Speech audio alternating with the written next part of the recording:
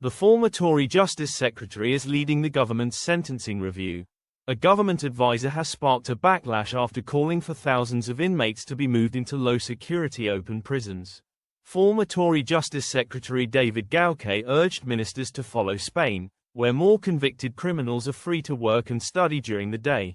Mr. Gauke, who is leading a review of sentencing policy for the Labour government, said the measure would help tackle overcrowded jails, and his call comes as thousands of prisoners have been released early since September in a bid to free up cells.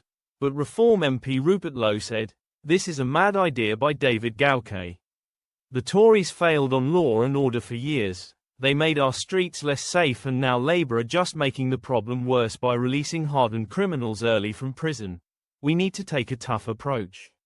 Reform UK have a plan to tackle prison capacity issues by deporting all foreign criminals and building more. Earlier this month, Mr. Gauke visited 3 jails in Spain, where the prison population has fallen by more than a fifth over a decade following reforms including greater use of open prisons.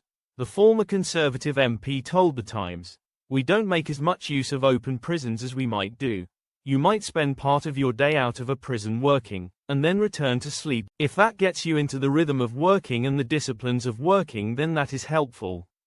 You can start to rebuild family relationships.